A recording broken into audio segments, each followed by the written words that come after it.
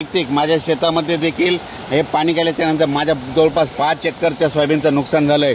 माझ्यात नाही तर महाराष्ट्रातल्या जवळपास लाखो शेतकऱ्याचं नुकसान झालंय।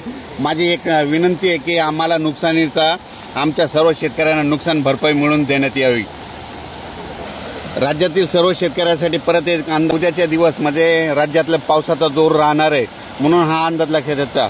महाराष्ट्रातला जोर म्हणजे महाराष्ट्रामधील मराठवाड्यातला म्हणजे मराठवाड्यापर्यंत जोर उद्याच्याला कमी होईल, पण हे जोर परत उत्तर महाराष्ट्राकडे जाणार म्हणजे जवळपास 2, 3, 4च्या दरम्यान उत्तर महाराष्ट्राकडे पुन्हा हेच या स्वरूपाचा पाऊस पडणार आहे।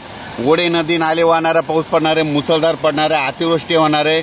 म्हणून नदीकाठच्या लोकांनी सतर्क राहावे, काळजी घ्यावी, कारण की राज्यामध्ये या पावसानं मुसळधार पावसानं सगळीकडे थैमान घातलंय, म्हणून हा अंदाज सर्व शेतकऱ्यांना लक्षात येता। राज्यात एकंदरीत परिस्थिती पाहिजे तर पूर्व विदर्भ, आज पूर्व विदर्भात तिकडल्या भागामध्ये वर्धा, नागपूर, भंडारा, गोंदिया तिकडल्या भागामध्ये तिकडल्या पावसाचा जोर उसळ आणि पश्चिम विदर्भ आणि मराठवाड्यातला जोर मात्र असाच राहणार आहे, म्हणून हा अंदाज लक्षात येता। हा पाऊस लगेच आज काय होणार आहे की जालना, नगर तसेच असा करत करत नाशिककडे जाणार आहे, म्हणून नाशिककडच्या शेतकऱ्यांना एक विनंती, नदीकाठच्या लोकांनी सतर्क करावे।